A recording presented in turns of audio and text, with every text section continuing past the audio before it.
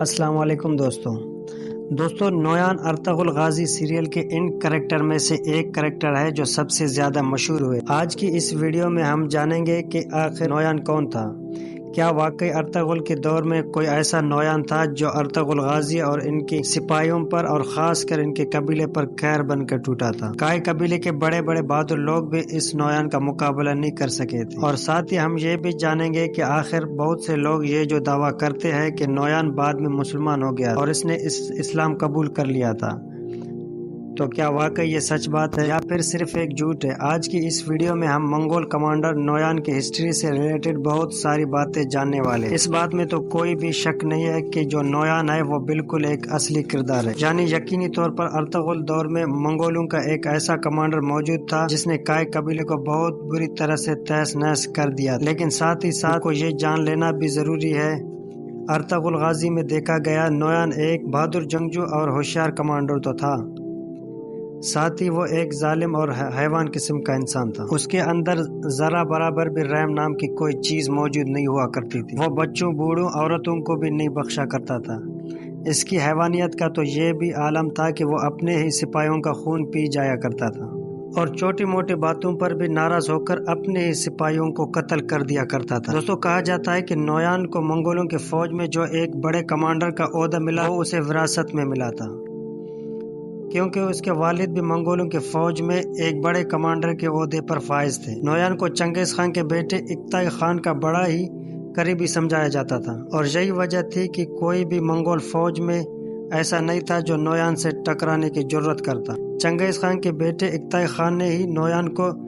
Anatolia, شام جیسے علاقوں کی طرف کمانڈر بنا کر بھیجایا، اور انہی علاقوں میں کئی قبیلے جیسے ترکی کے بڑے بڑے قبیلے آباد تھے جن کے اوپر نویان ایک قہر بن کر ٹوٹا تھا۔ دوستوں کہا جاتا ہے کہ نویان نے اناطولیہ کے علاقے میں پہنچ کر ہزاروں لوگوں کا خون بہایا تھا۔ اسے خون خرابہ کرنا بہت زیادہ پسند تھا۔ وہ اکثر یہ کہا کرتا تھا کہ امن تو ہمیشہ بزدلوں کے لیے ہوتا ہے، بہادر لوگ کے لیے تو صرف جنگ ہی جنگ ہے۔ نویان نے چنگیز خان کے بیٹے اکتائ خان کے لیے بہت ساری جنگیں لڑی اور ان میں سے بہت سارے جنگوں میں فتح بھی حاصل کی، لیکن اکتائ خان ارطغرل غازی کے بہادری اور ہوشیاری کو بخوبی جانتا تھا، اس لیے وہ یہ چاہتا تھا کہ ارطغرل غازی کو مارنے کے بجائے اسے اپنے ہی ساتھ ملا لیا جائے اور اسے ایک مورا بنا کر استعمال کیا جائے، اور اسی لیے اس نے نویان کو کئی قبیلے بھیجا تھا،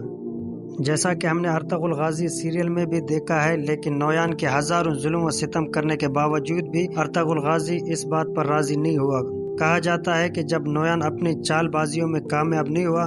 تو اس نے دوسرا طریقہ اپنایا تھا، اور اس نے اپنی خود کی بہن کو جاسوس بنا کر کئی قبیلے میں بھیجا، لیکن کئی قبیلے کے لوگوں نے